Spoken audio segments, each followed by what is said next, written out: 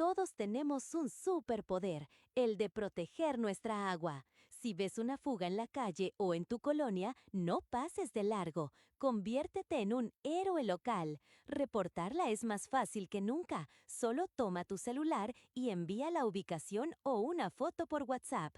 Anota el número de Capami, 733-190-744. Repito, 733-190-744. Porque cuidar el agua hoy es asegurar nuestro futuro. Capami e Iguala te necesitan.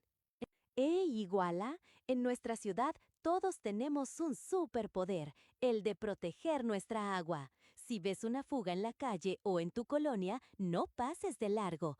Conviértete en un héroe local. Reportarla es más fácil que nunca. ¿Extrañas el verdadero sabor de nuestra tierra? En El Buen Sazón te consentimos todos los días con la mejor comida tradicional guerrerense. Ven a disfrutar de nuestros riquísimos antojitos mexicanos, guisados con el sazón de mamá y nuestro inigualable y rico menudo. Haz tu pedido hoy mismo por llamada o WhatsApp al 733-125-7823. Contamos con servicio a domicilio. Recuerda hacer tu pedido con anticipación para brindarte el mejor servicio. Te va a encantar. ¿Extrañas el verdadero sabor de nuestra tierra? En El Buen Sazón te consentimos todos los días con la mejor comida tradicional guerrerense. Ven a disfrutar de nuestros riquísimos antojitos mexicanos, guisados con el sazón de mamá y nuestro inigualable y rico menudo. Haz tu pedido hoy mismo por llamada o WhatsApp al 733-125-7823. Contamos con servicio a domicilio. Recuerda hacer tu pedido con anticipación. ¿Buscas calidad? Llegó el momento de darle fuerza a tus comidas. Bienvenido a Pollería Galo. Aquí encuentras la frescura absoluta que tu familia merece, con la higiene y calidad que nos distingue. Tenemos todo listo para ti.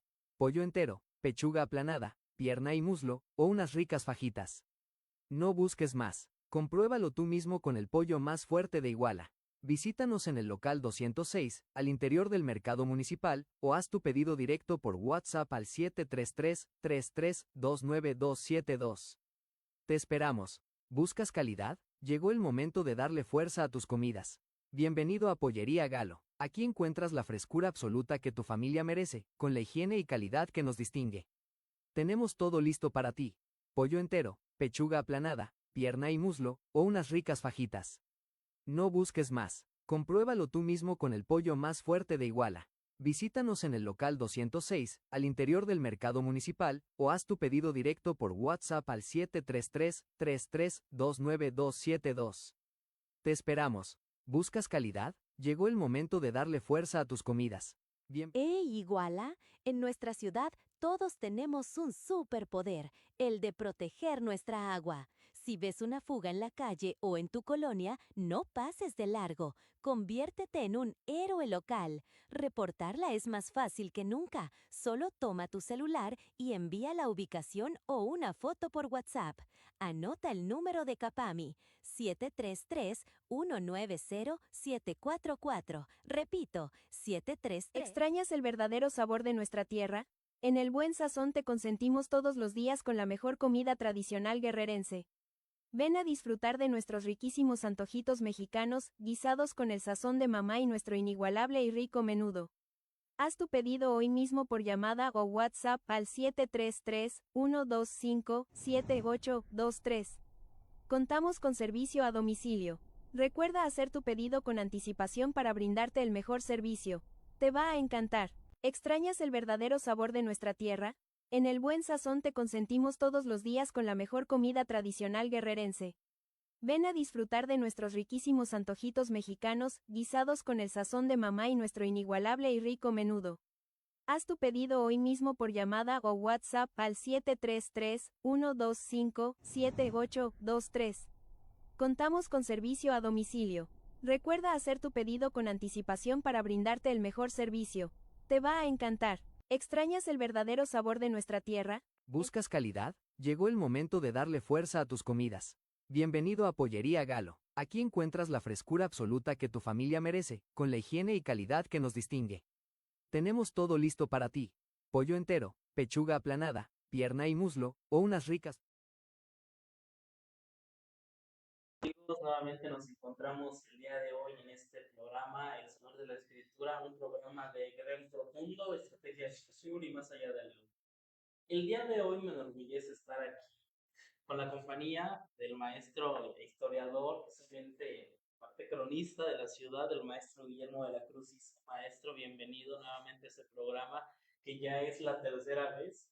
Solamente hay dos personas que han venido a los estudios de Guerrero Profundo 3 veces y una persona es precisamente sistemática. Contrario, gracias a ti por esta invitación, porque la historia es un tema muy apasionante, es un tema muy diverso, muy amplio, y qué bueno que tú dedicas este espacio como escritor, como joven, pues para que los que nos siguen o nos ven a través de redes sociales, pues se enteren de estos aspectos históricos, porque la historia no nada más es descriptiva, sino también es predictiva. O sea, si tú utilizas un conocimiento histórico, puedes predecir más o menos qué puede haber en el futuro con base a ese pasado. Bien, maestro, material que tenemos iniciar con la primera pregunta. ¿Cuáles serían algunos de los libros que le recomendaríamos a todos? Es a conocer un poco más de la historia de nuestro país. Sí, fíjate que hay varios libros, pero en esta ocasión yo me atreví a traer dos. Uno de ellos, sobre todo para la gente que le interesa el aspecto educativo, 100 años de la SEP, Secretaría de Educación Pública, ¿sí? Y el segundo sería Historia del Pueblo Mexicano, que es una síntesis de todas las etapas que ha pasado en la historia de nuestro país y que de manera resumida ahí está, porque si tú te vas ya a grandes temas, el imperio, el segundo imperio, el porfiriato, la Revolución Mexicana, que es el tema que hoy vamos a abordar, entonces pues ya son temas más específicos, pero sí hay que empezar por libros de manera un poquito más general para que con eso pues la gente poco a poco se vaya compenetrando, porque así como hay varios historiadores, pues son diversos puntos de vista. Entonces, primero de manera general y ya después cuando tenemos ese gusto, ir de manera específica directamente a un tema. Bien, maestro, bueno, pues aquí. Es un objetivo para todos los que están viendo. Con la siguiente dinámica, precisamente, durante a lo largo de la entrevista estaremos hablando sobre la Revolución Mexicana y su impacto en Iguala, como en nuestro estado de Guerrero. Realizaremos preguntas a través de las cuales, la misma cantidad de libros que tenemos aquí, que son 7, van a ser 7 preguntas. 7 personas van a, bueno, todas, simplemente quien responda, esas 7 personas que no respondan de manera correcta, serán acreedores a uno de los libros que tenemos aquí, que yo creo que podrá elegir un maestro. Sí, o sea, tú puedes decir, la persona uno se lleva este libro o la pregunta uno sería este libro. Sí. Diríamos, como son 7, son 4 y 3, pues, intercalando uno y uno. Sí, para no ser. Bien. Y para empezar, sí, bien, ¿no? Tenemos la primera pregunta que es para usted, maestros. La ley de terrenos baldíos o deslinde de tierras de Porfirio Díaz busca la modernización agrícola. Ahora la pregunta, ¿cómo se convirtió legalmente esta ley en una herramienta de descomunicación de las comunidades indígenas y pueblos comunales? Fíjate que el ejido o el calpulli, como venía desde la época pues, prehispánica, pues continuó en la época virreinal y en cierto momento cuando Porfirio Díaz empezó a pensar en el México moderno, pues pensaba en la industrialización tanto en la ciudad como en el campo. Pero esta ley lamentablemente pues fue aplicada más o menos en 1886 y afectó directamente a esas comunidades que tenían ya pues sus tierras de manera comunal, lo que después se conoció como ejido. Entonces, se aprovecharon muchas personas de esa ley para tener grandes extensiones de tierra y lo podemos ver claramente aquí en Iguala, en la región norte. Hubo personajes como Alberto Rivera, Miguel Pastrana, los Moronati, etcétera, pues que llegaron a tener arriba de 5,000, 10,000 o hasta 20,000 hectáreas. Pues ese despojo se dio en las comunidades y realmente después el campesino de ser propietario, pues casi casi pasó a ser esclavo, ¿no? Entonces fue una situación que se aprovecharon y sobre todo por la ignorancia de la gente, ¿no? Porque fíjate, todavía en la actualidad, cuando hay un deslinde entre comunidades, recurren a archivos de la época virreinal todavía, cuando el rey de España les daba en posesión cierto espacio o cierto terreno. Entonces, todo eso que hizo Porfirio Díaz sí fue para modernizar, entre comillas, al país, pero afectó sobre todo a los auténticos propietarios y pequeños agrícolas en ese tiempo en el porfiriato. Bien, no estamos un reclamo. ¿Cómo se vio reflejado, ya nos mencionamos nombres para la región de Iguala? ¿Cómo se vio reflejado de esta manera? ¿Cuál era el proceso que se vivió específicamente aquí en Grupo y Animal? Apoyado en la autoridad, ap- apoyado en la ley, pues fácilmente despojaban a las comunidades de sus propiedades y esto lo hacían, te digo, tanto en la ciudad como en el campo. Por ejemplo, los ejidos que conocemos como en Santa Teresa, Xazamulco, muchas comunidades de la región norte, simplemente pasaban a ser a manos de propietarios, ¿sí? Basados en esa ley, que era una ley muy ventajosa para los grandes latifundistas, pero que afectaba a los pequeños propietarios. Y recordemos que en el porfiriato, lamentablemente, pues el analfabetismo era casi del 90%. Muy poca población sabía leer y escribir. Entonces, ¿qué llegaban los grandes abogados, los grandes ingenieros, con los grandes propietarios a despojar con base a esa ley? Muchas personas no sabían ni leer ni escribir. Su firma era su huella.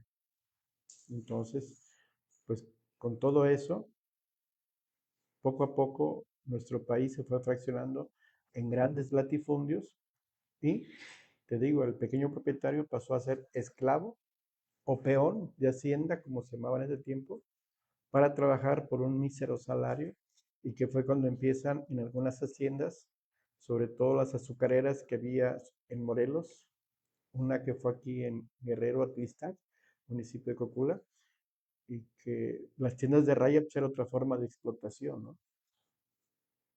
Bien, más siguiendo con nuestra entrevista. Se intentaron acumular licencias. Papel jugaron las llamadas tiendas de raya y endeudamiento hereditario para mantener a la situación rural con un sistema que muchos historiadores califican de feudal. Justamente ya nos habló un poquito de las tiendas. Ahora, el endeudamiento que se le daba precisamente a los hijos, inclusive hasta los nietos. Y la tienda de raya era la tienda que surtía en abarrotes, en comestibles, en las haciendas. Entonces, los precios eran regidos por el dueño de la hacienda. Entonces, cuando quería los subía, cuando quería los manipulaba. Cuando iba el peón a comprar, pues le decían, esto cuesta tanto, tanto, tanto. Decía, bueno, no me alcanza, pero te puedo fiar. Y al fiar, pues era como un préstamo, ¿no? Y así iba creciendo esa deuda y pues no le alcanzaba en vida para pagar al peón. ¿Qué hacía? Le heredaba a los hijos, porque también eran trabajos familiares. Trabajaba la esposa, el esposo y los hijos.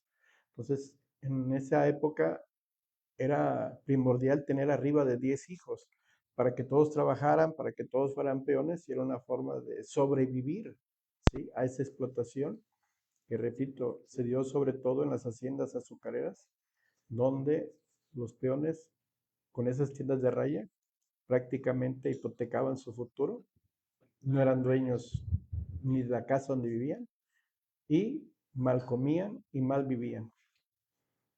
Justamente es siento que es la esperanza de vida precisamente en estas haciendas, trabajando de esa manera, pero sobre todo en familia. Sí, porque al heredarse, ¿cuánto tiempo vivía en familia? Pues que a su vez trabajaba con su familia, pues en su totalidad. ¿Cuál era la esperanza de vida para él? Y segundamente, ¿cuál era la esperanza de su hijo o de su nieto? No, fíjate que el promedio de vida en ese tiempo era un promedio de 50 años. ¿Sí? Hoy vemos que es mucho más. Hoy el promedio de vida del mexicano son 75 años, pero en la época del porfiriato por el tipo de trabajo, porque era, como decía la gente de antes, de sol a sol, De solo. Sí, de 6 de la mañana a 6 de la tarde. Eran 12 horas de trabajo, ¿sí? Y le pagaban por destajo. ¿Cuánto cosechaste? ¿Cuánto recolectaste? Y te pago en lo que viene en la caja, en lo que viene en la bolsa o la yate, como le llamaban, ¿sí? Entonces era una explotación pues, prácticamente, como tú lo dices, era otro tipo feudal, ¿no? feudal, así Donde es. el hacendado, con los capataces, los dueños de las haciendas, todo eso era un conglomerado que se basaba. Entonces, trabajo de explotación, mal comidos, viviendo en cuestiones insalubres, ¿sí? Entonces, un buen médico no había. ¿Qué había? Morirse a la buena de Dios. Y también las mujeres, un problema de parto, ahí quedaba su existencia. Entonces, había mucha mortandad y si pegaba alguna epidemia, ¿quiénes sufrían más? La gente de abajo.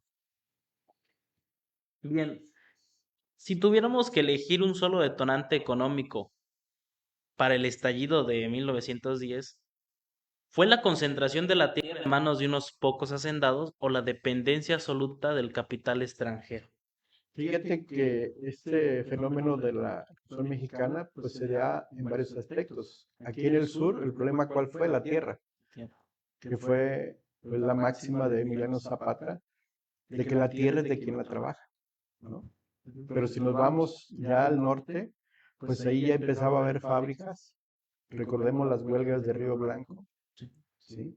Ya empezaba a haber cuestiones mineras más importantes porque todo lo que se producía se mandaba a Estados Unidos. Entonces, cada región tuvo su aspecto en particular, ¿no? Entonces, un obrero pedía mejores condiciones de vida, condiciones de trabajo, y un campesino pues también pedía mejores que su trabajo y que fuera dueño de la tierra, porque sentían que habían sido despojados, ¿no? O sea, ¿cómo pasan de ser propietarios a ser peones? ¿Sí? Entonces, ellos decían, ¿de qué sirve? Mi hijo va a heredar lo mismo, el peonaje. Mi nieto va a heredar lo mismo. O sea, no hay ninguna situación de esperanza de vida. Voy a morir joven, también eso le espera a mis hijos, ¿no? Entonces, prácticamente no hay una esperanza más que, como decimos en esa época, la buena de Dios. Sí. Bien, ahora sobre sobre la pregunta, hay un concepto muy importante que es la dependencia absoluta del capital extranjero. ¿Qué es este fenómeno? Fíjate que Porfirio Díaz, y al igual que muchos gobiernos, ¿no? El primer gobierno de México, Guadalupe Victoria, al primer país que le pidió prestado en esa época, 1824, fue Inglaterra, ¿no? Pero en el caso de Porfirio Díaz, pues el capital extranjero llegaba de Europa, llegaba de América del Norte. Entonces, era una forma de empezar a impulsar. Recordemos que el eslogan de Porfirio Díaz durante su gobierno fue paz y progreso. Paz, pues en el sentido de que si te rebelabas te daba paz, paz, paz, ¿no? Tenías que ajustarte a las leyes como la ley que hablamos del deslinde, ajustate a lo que se manda. Entonces las leyes se hacían para las clases privilegiadas y progreso nada más para los grandes capitales. Entonces, si vemos la colonia Roma en la Ciudad de México, es una colonia francesada, porque era parte del impacto que le gustaba mucho a Porfirio Díaz. No por algo escogió a Francia para irse allá al Ah, exilio. exilio, sí Y es. Francia lo recibe bien, a pesar de que él fue quien venció a los franceses en venganza por la batalla del 5 de mayo, donde pues triunfamos un día, pero después tomaron hasta la capital y el control de la República, ¿no? Sí. Pero el héroe del 2 de abril fue Porfirio Díaz. Entonces, a pesar de que él combatió a los franceses, años después, 1911, es recibido con bombo y platillo por Francia. Bien, hablando precisamente sobre el extranjero, este sistema pues, feudal, como ya lo conocemos, era visto por nuestro vecino del norte, Estados Unidos. ¿Cómo era visto y se sabía? Sí, o sea, recuerda que hay mucha relación México-Estados Unidos. Primer país que logra su independencia es Estados Unidos. después la logra México. El primer país que nos reconoce la independencia, México, es Estados Unidos. Entonces, esa relación cercana, pues ha sido durante muchos años y sigue hoy prevaleciendo. Entonces, también allá hubo esclavismo, recuerda. Sí es. Sí, la guerra de secesión, pues fue la guerra entre estados del sur y del norte, esclavistas contra no esclavistas, y pues realmente también fue un esclavismo muy salvaje, ¿no? En Estados Unidos, ¿no? Donde prácticamente los hacendados pues, eran hasta dueños de la vida de los esclavos. Esclavos. Entonces, no era algo ajeno, pero aquí en México, desde que se logra la independencia, primero con Hidalgo, luego con Morelos, luego con Guerrero, se declara pues, la abolición de la esclavitud. Entonces, un esclavo con el simple hecho de pisar suelo mexicano ya se declara libre. Mientras en el vecino país del norte, en esa época, en la segunda mitad del siglo XIX, todavía había esclavos y sobre todo los de raza negra. Bien, regresando a México, Valle Nacional, el famoso Valle Real, conocido por los españoles primero, y finalmente cuando llega por fin después, Valle Nacional. ¿Qué era lo que realmente podíamos encontrar en Valle Nacional? Fíjate que los sectores regionales de nuestro país, si hablamos del Bajío, es el granero de México, en ese tiempo, ¿sí? Que era prácticamente Guanajuato, ¿no? El centro político era la ciudad capital, la Ciudad de México. Pero había otras regiones como ese Valle Nacional en Oaxaca, ¿sí? Por la producción que tenía de ciertos implementos agrícolas. Entonces, cada región se distinguía por el tipo de siembra, por el tipo de trabajo y por el tipo de desarrollo. Y una parte de esos fueron beneficiados por el ferrocarril. El primer personaje que impulsó el ferrocarril en nuestro país fue Porfirio Díaz. Y en el caso de Iguala, a Iguala lo benefició. Aquí llegó el ferrocarril vía México, Cuernavaca, Iguala y luego Balsas en 1898. Y eso fue el detonante económico de la región norte de Guerrero y en específico de Iguala. Entonces, de entre las pocas pues, actitudes positivas de Porfirio Díaz, destacamos eso, que él fue el creador del México moderno. Bien, siguiendo precisamente Valle Nacional, bueno, ya alejándonos un poquito sobre la esclavitud en Valle Nacional, ¿cuál es la perspectiva histórica de los términos esclavos de Yucatán y esclavos mayas, pero sobre todo de los yaquis? Sí, los yaquis fue un pueblo que no se dejaba someter, ¿sí? Entonces Porfirio Díaz, pues en venganza, hizo ese éxodo, sacarlos del norte, desde Sonora y mandarlos hasta Yucatán, o sea, los arrancó de raíz, ¿sí? Y era una forma de exterminio, una forma de, pues, de crueldad en ese tiempo. Entonces se van como esclavos a las haciendas enequeras, ¿sí? Porque todo se hacía en costal, se hacía en ese tipo de material. Entonces fue prácticamente una forma de esclavitud especial en venganza contra ese pueblo yaqui que siempre estuvo preservando sus culturas, sus raíces, sus idiomas, ¿sí? Pero fue una forma de tratar de eliminarlos y vemos hoy con orgullo pues que todavía tenemos pueblo yaqui para rato. Bueno, ya me respondió una de las siguientes preguntas que tenía, que precisamente era cuál era el verdadero objetivo de Díaz al desterrar a los yaquis precisamente a Yucatán. Sí, también repoblar, ¿no? O sea, había regiones, todo se cargaba al norte por la cercanía con Estados Unidos, había ferrocarril, grandes extensiones de tierra, todo iba tranquilo, entre comillas, ¿no? Mientras, del lado contrario, frontera con Centroamérica, pues había que repoblar, pero repoblar con esclavos. Y qué mejor que hacer ese cambio del norte al sur y prácticamente es cuando empieza ese problema con el pueblo yaqui de tratar de dominarlos o extinguirlos, ¿no? Bien. Aquí continuando con nuestra entrevista y para entrar de lleno al tema Revolución Mexicana, porque ya hablamos un poquito de antes, tenemos un lema que es sufragio efectivo, no reelección. Fíjate que ese lema no era de Francisco y Madero, fue de Porfirio Díaz. Pero recuperando la historia, Madero lo ocupa contra él. ¿Cómo lo ocupó Porfirio Díaz?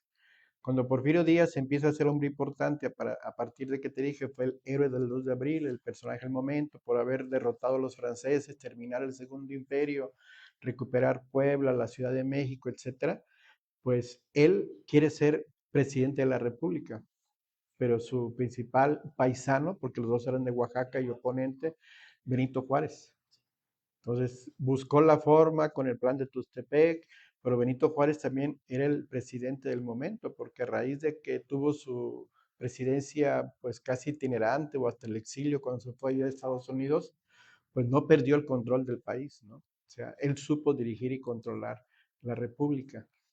Entonces, su oportunidad se da cuando muere Benito Juárez, ¿sí? Y él empieza ya a participar. Pero cuando participó antes contra Benito Juárez, de que él tuvo casi 13 años en el poder, Benito Juárez, pues con ese lema, sufragio efectivo, no reelección. Y con el tiempo, lo curioso, Francisco I. Madero, un terrateniente del norte, ¿sí? Ocupa ese lema, pero con base a la historia, ¿sí? Y lo más curioso es que por primera vez en la historia mundial se declara una guerra, una revolución, en un día y una hora. Domingo 20 de noviembre convoca Madero con el Plan de San Luis para que todo el pueblo de México a las 18 horas, en la tarde de ese día, se levante en armas contra el tirano que llevaba más de 30 años en el poder, Porfirio Díaz. ¿Y qué pasó ese 20 de noviembre? No pasó nada. Pero fue ya el principio de la chispa que poco a poco se fue encendiendo en varios lugares. Y ya hablando del sur, aquí la primera chispa que empezó fue la revolución en Huitzuco con los amigos Figueroa, Rómulo, Francisco y Ambrosio, los hermanos Figueroa, que es el nombre que lleva Huitzuco, Huitzuco de los Figueroa, ¿no? Ellos empiezan en febrero de 1911 y para mayo de 1911 toman Iguala, se toma también Chilpancingo con la gente de Julián Blanco y otros más, y es cuando ya Porfirio Díaz ve muy cerca la llama de la Revolución Mexicana. También cae Juárez en poder de la gente de los maderistas. Entonces es cuando Porfirio Díaz renuncia y se va en el Ipiranga en mayo de 1911 al exilio. ¿Sí? Entonces te digo, ¿cómo se dan las cuestiones de que a veces conmemoramos fechas donde no pasó nada? Otro ejemplo es el famoso 24 de febrero de 1821. ¿Qué pasó ese día? No, pues que la proclamación del Plan de Iguala, no es cierto. Ese día lo que hizo Iturbide fue enviar el plan a la Ciudad de México para que el virrey Apodaca, el conde del Benito, apoyara el plan de Iguala. Lo mandó a volar, no lo apoyó. ¿Y qué hizo Iturbide? Yo voy a encabezar el plan y por eso el día 2 de marzo es cuando se proclama el plan de Iguala y se presenta por primera vez la bandera trigarante. Pero en México tenemos este tipo de aspectos históricos, ¿no? Conmemoramos fechas como el 15 de septiembre, que es una fecha que no existió, ¿no? La fecha válida es 16 por la madrugada. Pero nuestra historia, pues es parte de los mitos, leyendas, tradiciones, y que son parte importante en el desarrollo histórico de nuestra historia. Bien, pues siguiendo con nuestra siguiente pregunta, tenemos en base a eso mismo, pero un poquito más, más profundo, dice, ¿cómo conectaron las luchas locales, el sufrimiento en el Valle Nacional o la resistencia maya y yaqui con el movimiento nacional que liberó Francisco y Madero? Sí, fíjate que el movimiento de Madero empezó a cundir a nivel nacional y pues esto pasaba pues en las regiones y eran 33 años de un gobierno muy, ya casi dictatorial, ¿sí? Donde todo lo que se hacía lo controlaba Porfirio Díaz con su gente. Entonces ya la gente dijo basta. Entonces cada región se levantó de acuerdo a sus intereses y a su problemática, ¿no? Entonces por eso tenemos varios personajes. No nada más te digo, fue el caso de Madero. Fueron los hermanos Figueroa, Jesús H. Salgado en la región de Peluluapan, Julián Blanco ahí en la región centro, en otras partes Orozco, Villa, Zapata en el sur con Morelos. Entonces te digo, vieron la oportunidad y apoyaron eso, que se vaya Porfirio Díaz para tener un nuevo futuro. Ese futuro, pues en sí, y lo consideramos como un plan a largo plazo, ¿no? ¿Cómo explicamos la contradicción de que un miembro de la élite terrateniente fuera el encargado de encender la mecha de una revolución marcadamente campesina? Fíjate, en el caso de Emiliano Zapata, él no llegó a ser terrateniente. Él lo que tenía que su puesto más alto, según los registros que hay, fue caballerango, o sea, casi como capataz en una hacienda, y trabajó para el yerno de Porfirio Díaz, Ignacio de la Torre. Entonces, él al tener un mejor puesto, pues se dio cuenta que él tenía un trato preferencial, pero que a la gente la trataban como esclavos, y eran sus contemporáneos, sus paisanos de Morelos, sus amigos, sus familias.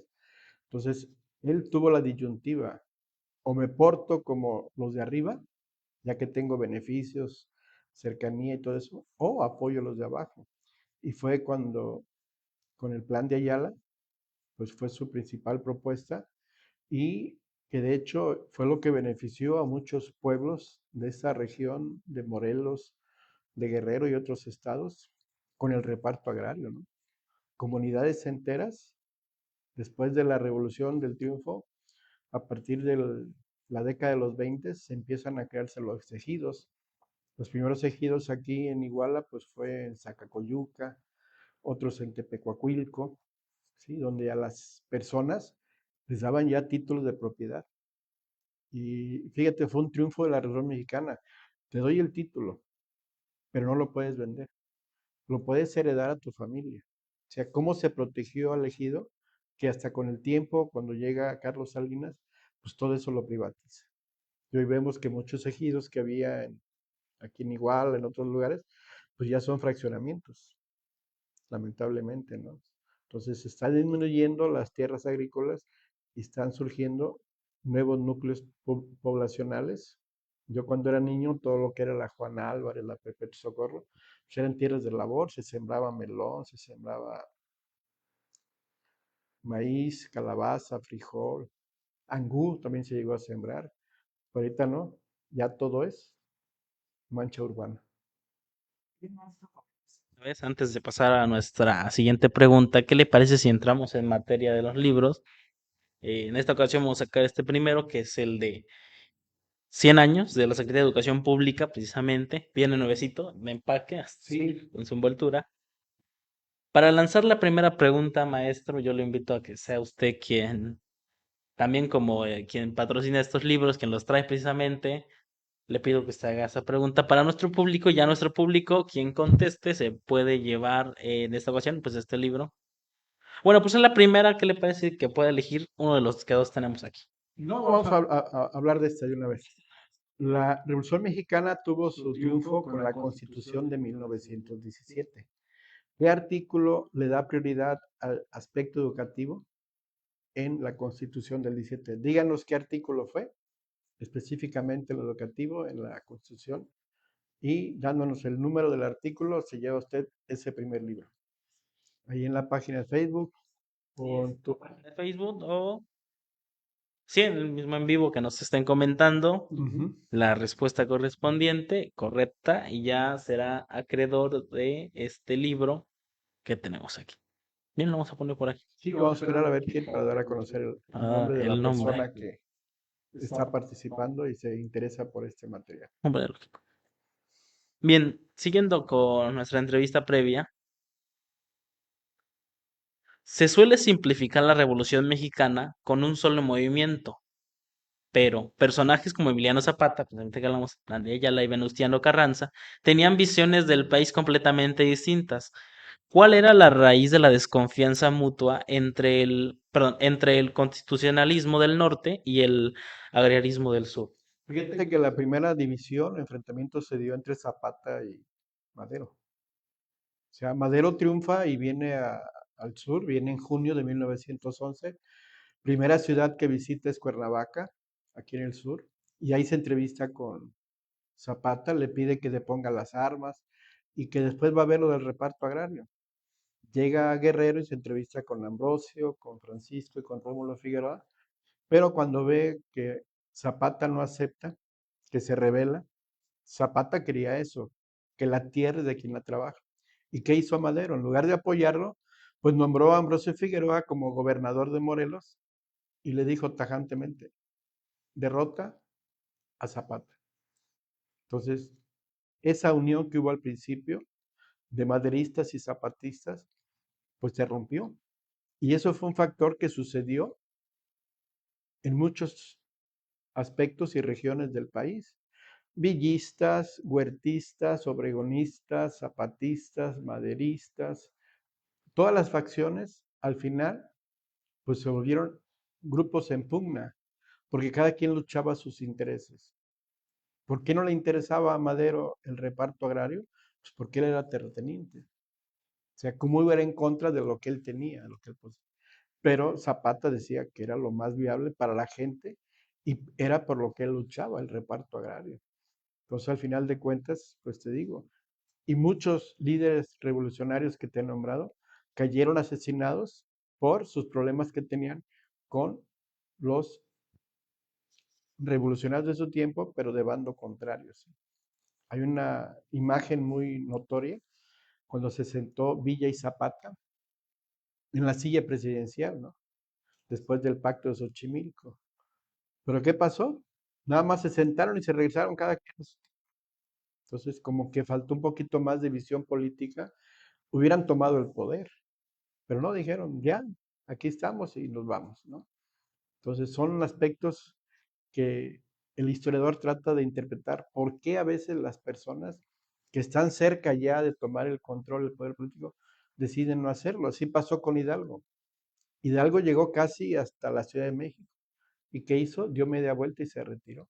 ¿Por qué no tomó la capital? Tomando la capital, terminaba el virreinato. Así pasó con Villa y Zapata. Llegan a la Ciudad de México, se toman esa famosa foto, ¿sí? Hasta le dijo Zapata a Villa, siéntate tú porque esa silla está salada. Y Villa se sentó, ¿no? Entonces son aspectos que los historiadores tratamos de interpretar, porque al final somos seres humanos, ¿no? Tenemos emociones, tenemos intereses, tenemos situaciones que derivan para bien o para mal. Bien, ahí tenemos unos comentarios que nos comentan sobre la misma pregunta. Ujú. Dicen que nuevamente si puede de comentar la pregunta de una manera un poquito más lenta. ¿Qué artículo de la Constitución del 17 se refiere al aspecto educativo? ¿Sí? El aspecto educativo, pues, parte de ello es la creación de la Secretaría de Educación Pública con José Vasconcelos, ¿sí?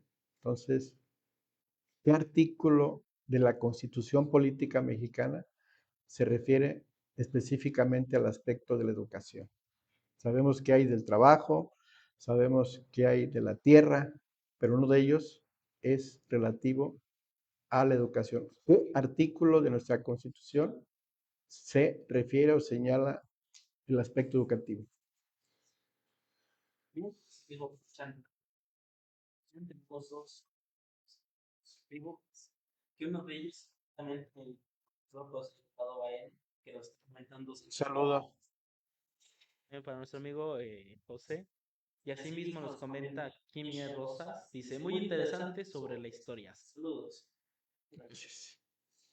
Tenemos espectadores, pues, todos interesados por la historia, todos, gente, pues aquí están porque quieren conocer o porque ya conocen. Digo, la historia es importante, ¿no? Con el caso de José, ya estamos viendo porque él tiene una iniciativa muy importante. Uno de los revolucionarios regionales de esta parte de Guerrero fue Epifanio Rodríguez, originario de Apipilulco. Pero cuando fue tomado, capturado y fusilado, lo hicieron en la entrada del pueblo de Tomatal, que es el pueblo originario de nuestro amigo José I. Delgado, y había un pequeño monumento, pero con el paso del tiempo se fue descuidando y eso se olvidó. Y hasta en cierto año, en los 40, a Tomatal se le cambió el nombre. Querían que el Tomatal se llamara Colonia Epifanio Rodríguez. Lo bueno que el pueblo no lo permitió porque era su nombre originario y actualmente pues sigue. Pero la primera colonia entrando se llama Epifanio Rodríguez. Entonces, ojalá nuestro amigo José Delgado pues tenga esa iniciativa ya resuelta porque sería parte de recordar a esos personajes de nuestra historia. Sí, muy bien. Pasando con la siguiente pregunta, antes de pasar a nuestro siguiente tema. En el análisis de las figuras históricas, Pancho Villa representa una figura sumamente polarizante. ¿Cómo equilibra la historiografía moderna su papel de estratega militar brillante y defensor popular con las críticas sobre su violencia y métodos drásticos? A él se le distingue como Centauro del Norte, con su famosa División del Norte. Pancho Villa pues, era como seudónimo, su nombre completo era Doroteo Arango, pero era más conocido como Pancho Villa. Y es el personaje que una vez entró a Columbus, en Estados Unidos, estuvo ahí algunos días y salió intacto. Después hubo hasta una recompensa de miles de dólares quien lo capturara vivo o muerto. Sí, fue un personaje pues muy polémico. Sus biógrafos señalan que se casó más de 20 veces, que tuvo más de 20 hijos, o sea, su descendencia fue muy, ¿sí? Y pues la famosa frase que él tenía, ¿no? Mátalo, después averiguas. Entonces, según él, impulsó las escuelas, cerraba las cantinas y prohibía que su tropa tomara, porque era la causa principal por los problemas entre la tropa y entre el pueblo, ¿no? Entonces, tuvo momentos de violencia como en toda revolución, ¿sí? Llegó a controlar hasta un ejército de 4,000 personas a caballo, muy impactante, pero vino Álvaro Obregón y lo derrotó fácilmente, haciendo trincheras, haciendo hoyos, ¿sí? Y el caballo que hace, llega al hoyo y se detiene. Entonces, como esos personajes, pues digo, fueron parte importante. Y pues aquí en Iguala tenemos Colonia Francisco Villa, escuela, y en muchas partes del país tenemos calles, etcétera. Pero sí es un personaje icónico de la Revolución Mexicana, Francisco Villa. Bien, ya tenemos la respuesta a nuestra pregunta por parte de la página Una nueva oportunidad para Guerrero, que si no me equivoco a mando de la maestra Silvia Romero. Dice, es el artículo tercero, saludos a todos. Correcto, Y, maestra Silvia. y nos comenta Exactamente. La de... primera mujer que tuvimos como secretaria de Educación en Guerrero. Saludos, maestra. Y de hecho les estoy comentando también, el Estado debe impartir y garantizar la educación inicial, preescolar, primaria, secundaria, media superior y superior.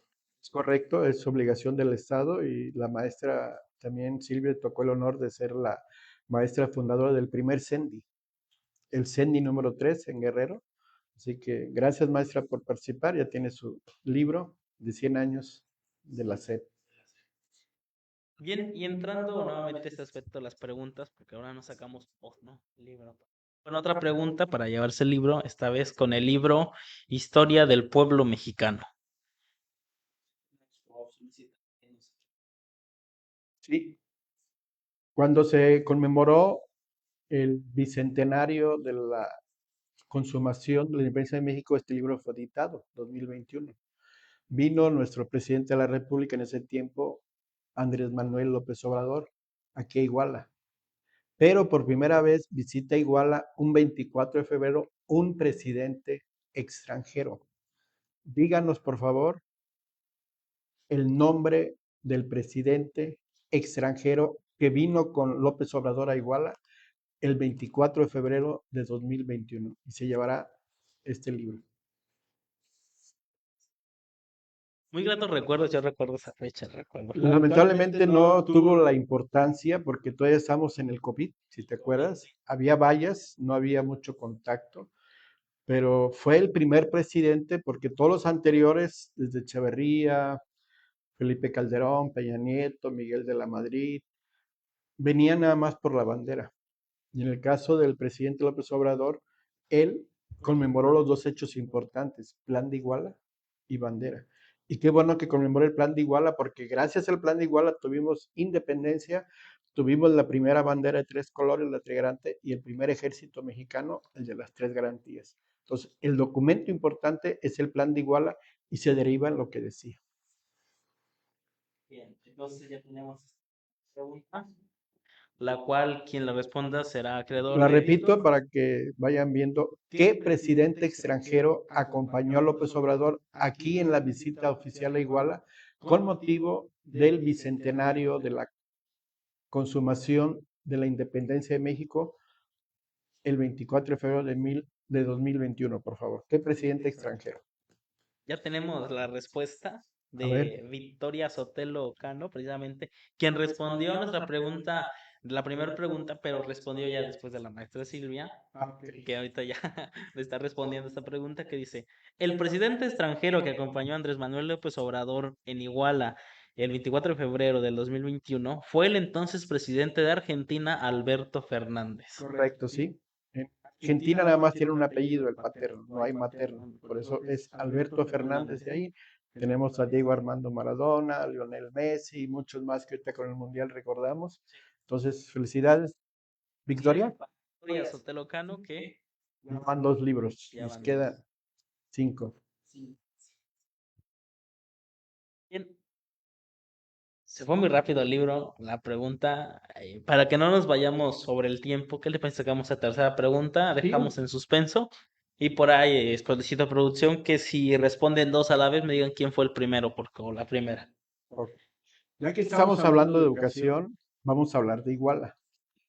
¿Cuál fue la primera escuela pública en Iguala y que en este año cumplió 100 años de vida?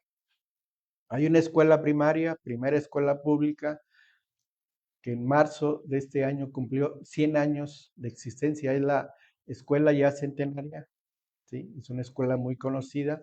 Díganos el nombre de la escuela, la primera que fue de carácter público en Iguala y que apenas hace poco festejó sus 100 años de vida. Esperamos su respuesta. Así es. Bien, más allá de los caudillos, ¿qué tan crucial fue la labor ideológica previos a 1910 de personajes como los hermanos Flores Magón y los periodistas de Regeneración para que el pueblo decidiera levantarse en armas? Sí, el impacto que tuvo en Puebla los hermanos Cerdán, los hermanos Magón, los periódicos, todo eso, pues fueron pequeños grupos que fueron encendiendo la chispa en varios lugares, ¿sí? Entonces, reconocer a cada uno de ellos, sobre todo el aspecto periodístico, porque había pues casi una censura. Los pocos periódicos que había en esa época, el Universal, el Católico, etcétera, pues eran más porfiristas. De los pocos independientes, pues estaba el Aguizote, lo desaparecen, sale el hijo del Aguizote y también, sí, entonces el de los hermanos Magón de Cerdán, pues fueron parte importante porque hay que dar a conocer el hecho, pero más era de tipo pregonero porque, te digo, la gente casi no sabía leer. Entonces, ¿qué se hacían? Se paraban a las esquinas y leían las noticias y así el pueblo se enteraba que en tal parte había un levantamiento y lo que es paradójico, el principal impulso de Díaz fue el ferrocarril y el principal motor de movimiento de los grupos antiporfiristas fue en el ferrocarril. Bien. Sobre el mismo tema, la Ujú. Constitución del 1917 incluyó el artículo 27, reforma agraria. ¿Qué tanto de este artículo respondió verdaderamente a la justicia social para los pueblos indígenas despojados por las leyes de Díaz y qué tanto quedó en una promesa política? Fíjate que no, que era una promesa, fue una realidad. Se crean los departamentos agrarios después de la Revolución Mexicana.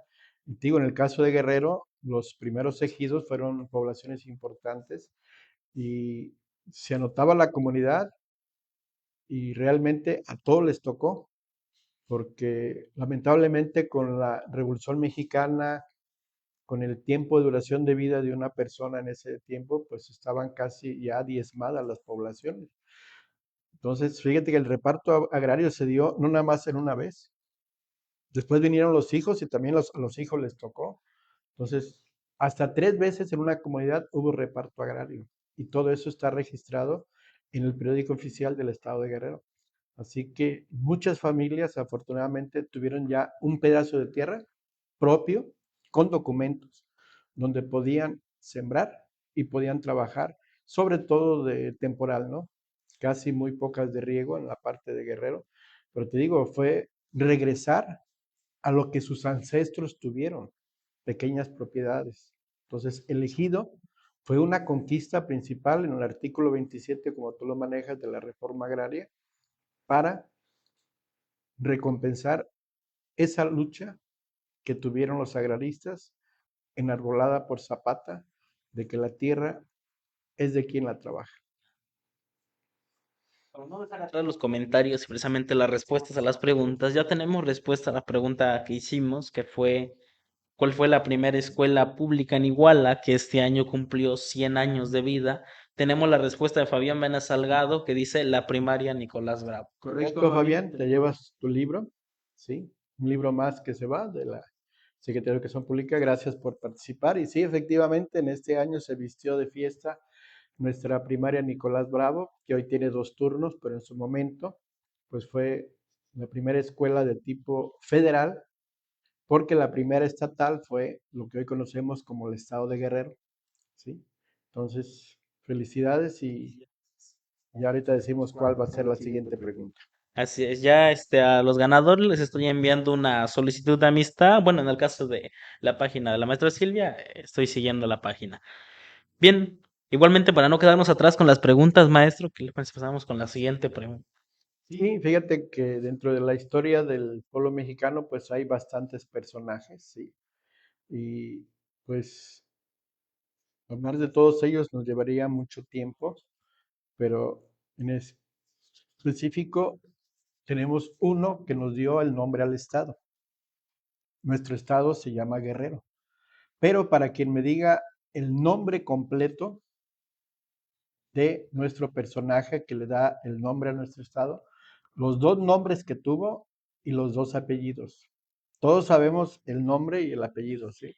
Pero de manera oficial, él tuvo 2 nombres y 2 apellidos. A quien nos diga el nombre completo del personaje de la independencia que nos dio el nombre a nuestra entidad como guerrero, se va a llevar este libro. Así que participen, por favor.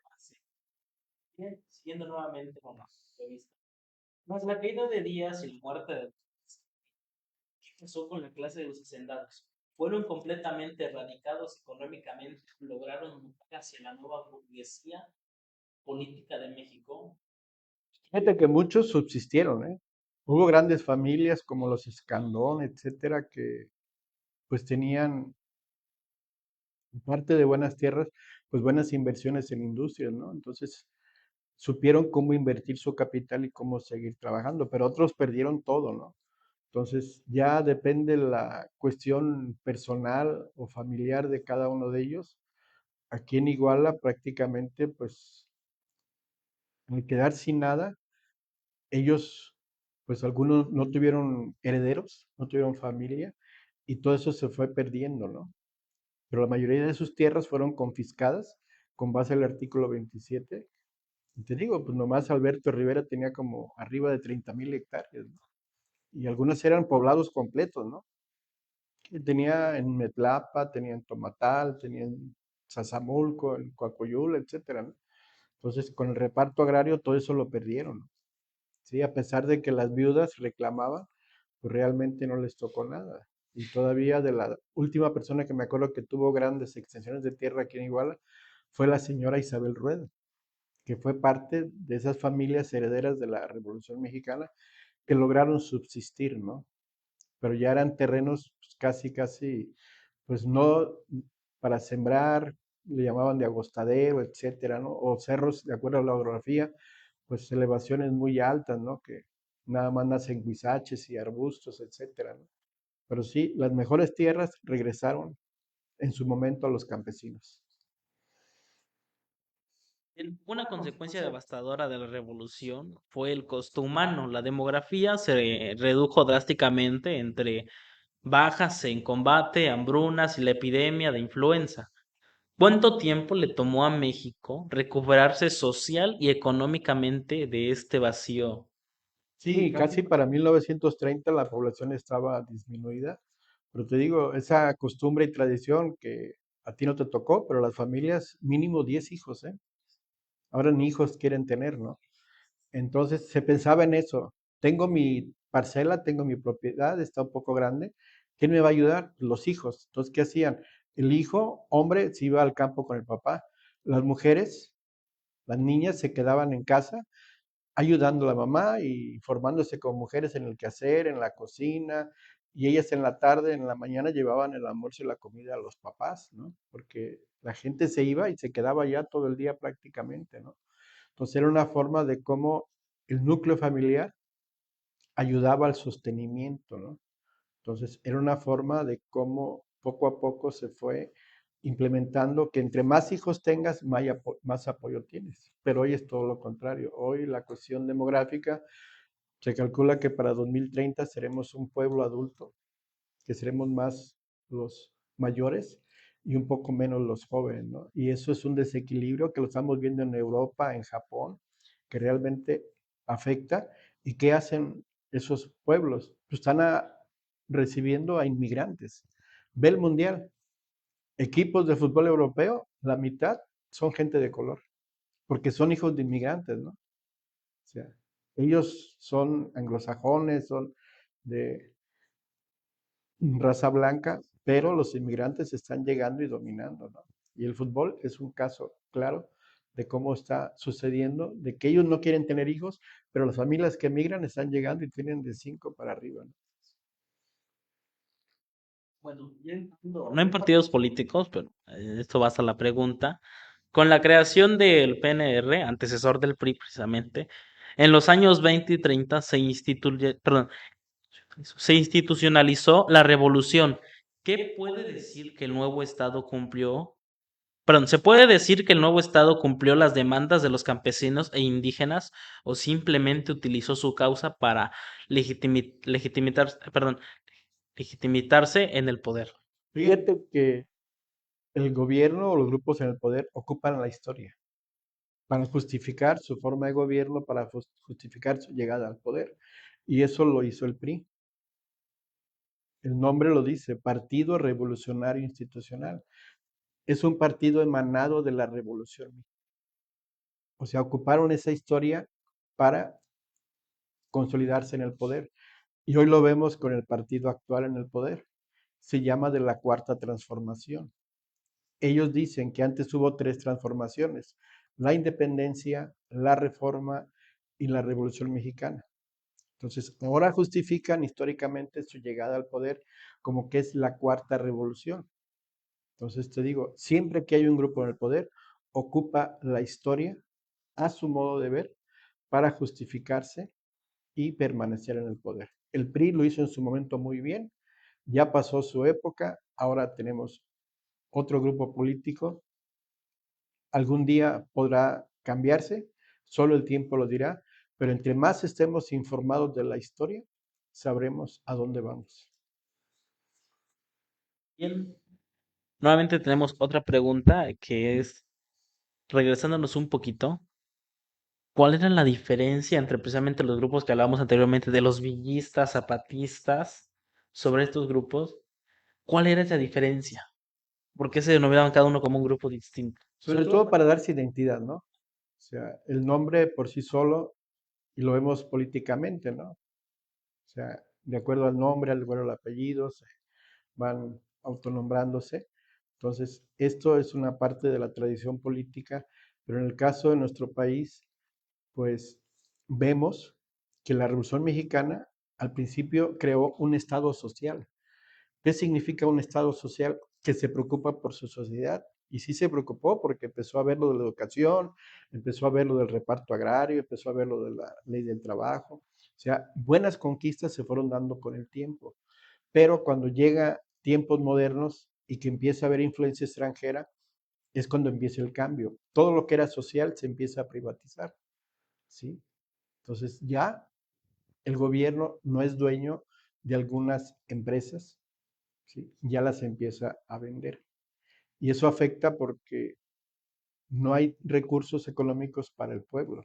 Y es cuando venían políticas de que apriétense el cinturón, estamos en crisis, son efectos del dólar, etcétera, y etcétera, ¿no? Entonces, en esa cuestión, hoy estamos regresando a un estado social donde parte de ese dinero está regresando al pueblo. Y antes se estaba perdiendo eso y se estaba privatizando todo, y lo vemos con la reforma educativa que apenas los maestros acaban de protestar. ¿Cómo pasar de una pensión entre el gobierno a una pensión de las AFORES? Que tu dinero lo administra un grupo particular y te dice cuánto vas a ganar. Y antes no pasaba eso. Y eso ha creado inconformidad. Entonces, cada grupo político le da un sesgo, le da una intención. Puede ser beneficio social o beneficio particular. Bien, me da gusto ya ver la siguiente respuesta que tenemos aquí. Y asimismo el gusto, porque pensé que no estaba conectado, pero ya vi que sí se conectó, que si no me equivoco ya le presenté a Ramos Jorge. Ah, Dos veces, las dos veces que vino.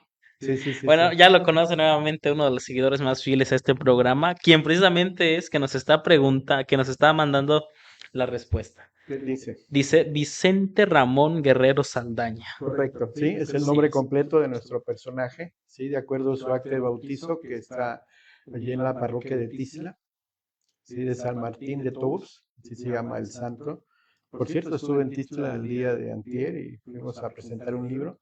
Después te envío la invitación para que me hagas favor de reproducirla en tus redes sociales. Claro, Y te claro que espero. sí. Es el próximo sábado, 4 de julio. 4 de julio. Es un libro muy importante, 100 años de la Escuela Normal Rural de Yotzinapa. Ok. Después te mando todos los detalles. Sí, claro, ya para compartirlo. Y Ujú. finalmente también nos está comentando saludos desde Chilpancingo, Ah, qué bien. de allá precisamente. ¿Qué tal el calorcito de aquel lado? Pues ya se siente, ¿eh? Porque Chilpancingo, todos sus cerros aledaños ya se están poblando, ¿eh? Ya casi no hay vegetación y en Chilpancingo se siente calor. Así es. Bien, ¿qué le parece si sacamos la siguiente pregunta? Finalmente, antes de cerrar, porque estamos a unos minutitos ya de cerrar nada más. Ujú. Sí, nos quedan 2 libros, sino Ya bueno, ustedes. los 2 que contesten primero, ¿no? Le damos a uno el de la SEP y al otro el de la Ok. historia, ¿sí? Los 2 primeros que Los contesten. dos primeros en contestar serán los acreedores a esto. Ujú. Muy bien. Entonces sería una pregunta de carácter educativo, ¿sí? Hay una escuela que es muy importante en nuestra población, que es el CREN de Iguala, fundado en septiembre de 1960, que está sobre la calle Ignacio Maya, ya casi pegada con la calle, digo, con la carretera nacional Iguala-Tasco. Esa calle Ignacio Maya antes tuvo un nombre. Díganos el nombre de la calle que hoy se llama Ignacio Maya y que fue uno de los eslogans de Porfirio Díaz. Acuérdense que Porfirio Díaz tuvo 2 palabras para su gobierno.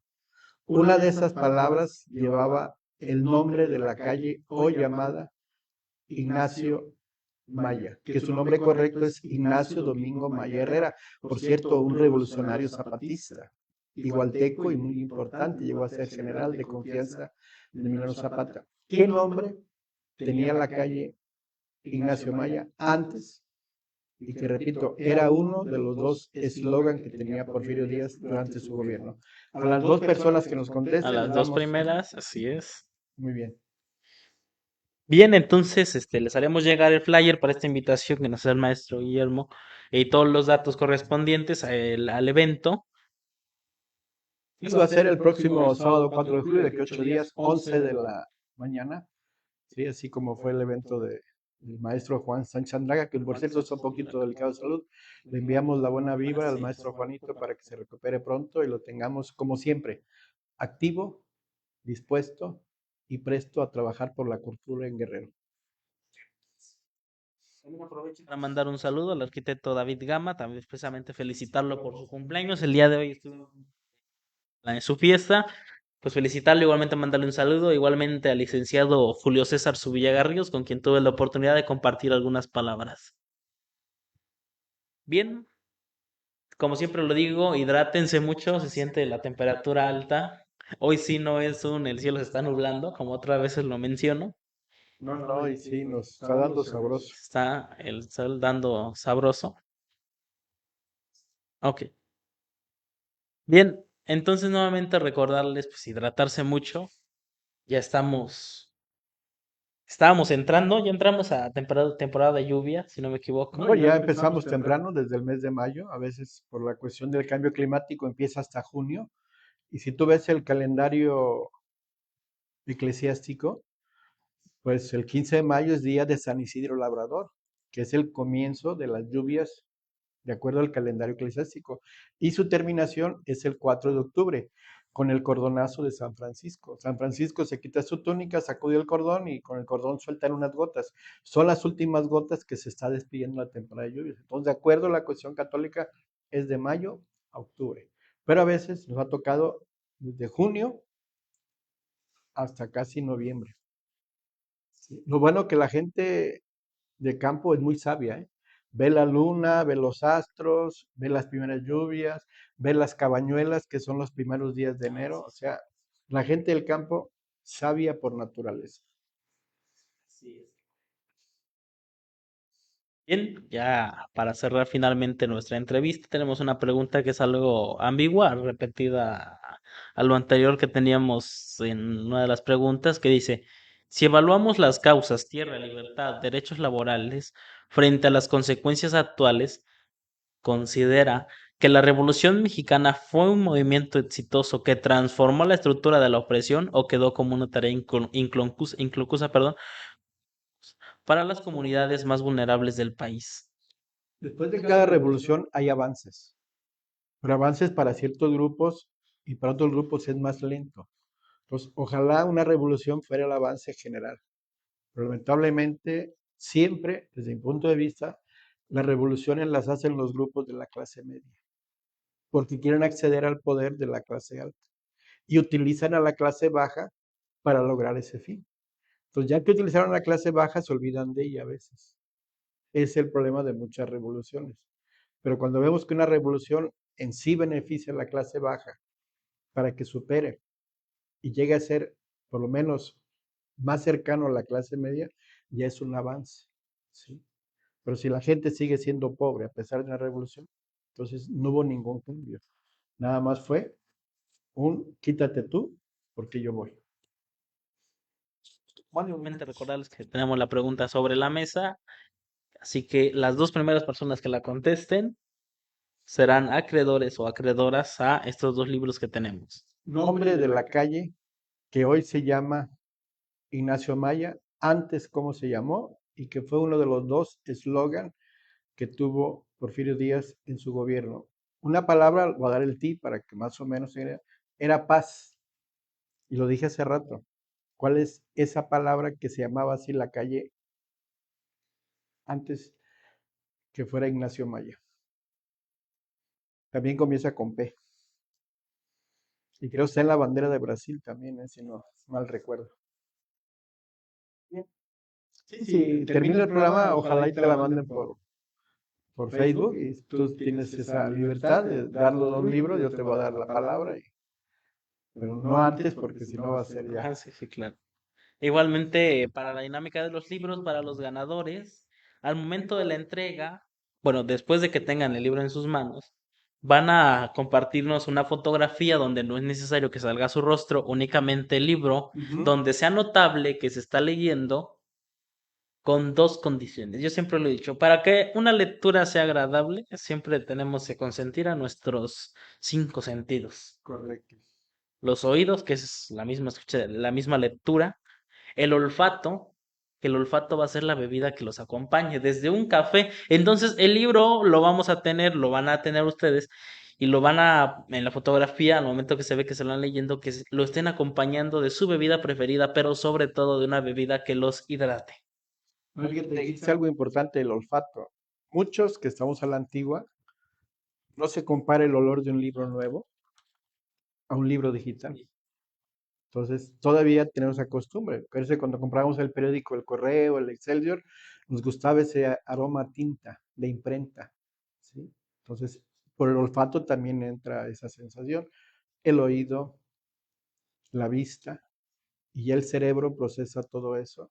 Y recuerden, información es poder.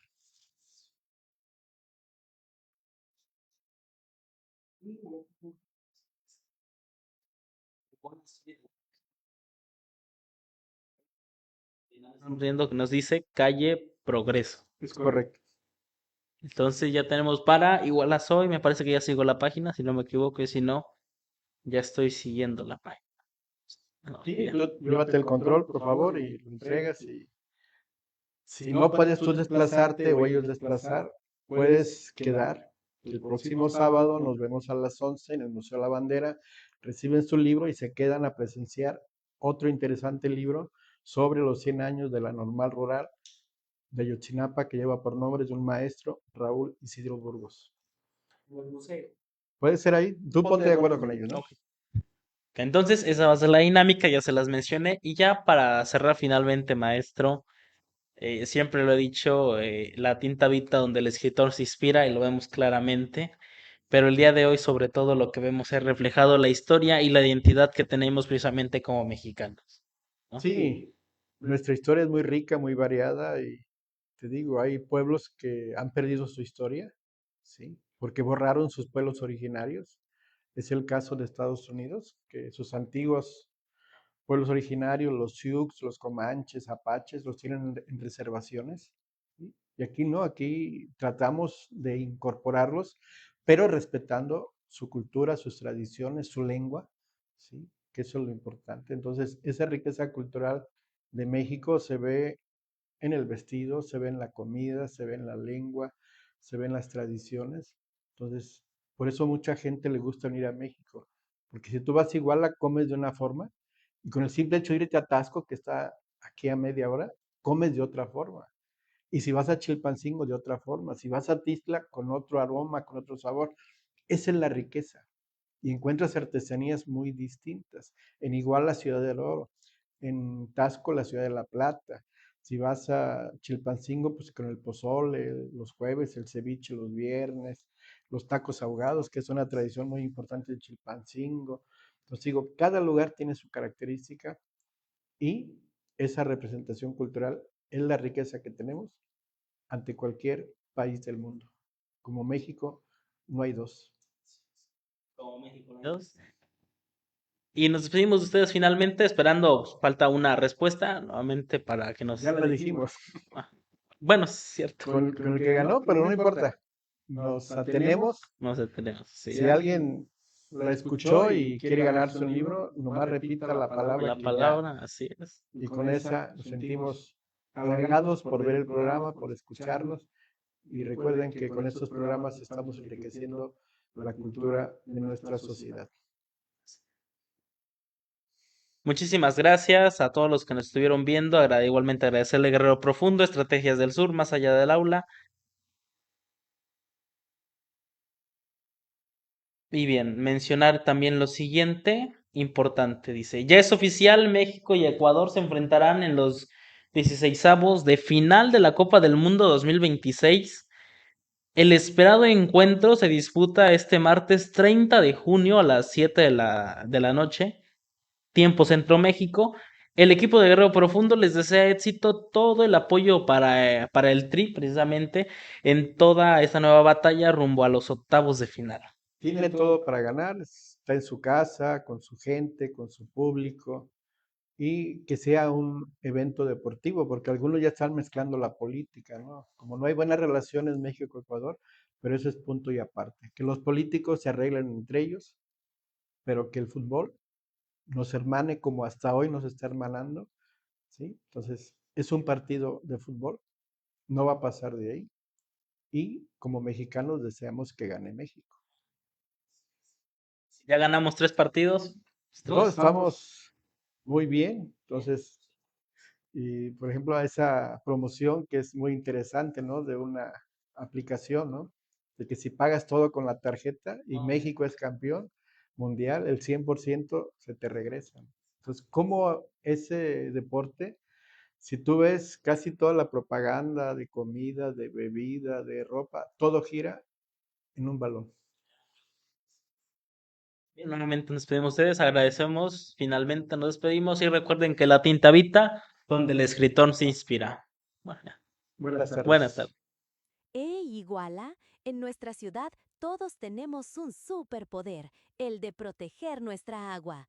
Si ves una fuga en la calle o en tu colonia, no pases de largo. Conviértete en un héroe local. Reportarla es más fácil que nunca. Solo toma tu celular y envía la ubicación o una foto por WhatsApp. Anota el número de Capami, 733-190-744. Repito, 733. ¿Extrañas el verdadero sabor de nuestra tierra? En El Buen Sazón te consentimos todos los días con la mejor comida tradicional guerrerense. Ven a disfrutar de nuestros riquísimos antojitos mexicanos, guisados con el sazón de mamá y nuestro inigualable y rico menudo. Haz tu pedido hoy mismo por llamada o WhatsApp al 733-125-78. ¿Buscas calidad? Llegó el momento de darle fuerza a tus comidas. Bienvenido a Pollería Galo. Aquí encuentras la frescura absoluta que tu familia merece, con la higiene y calidad que nos distingue.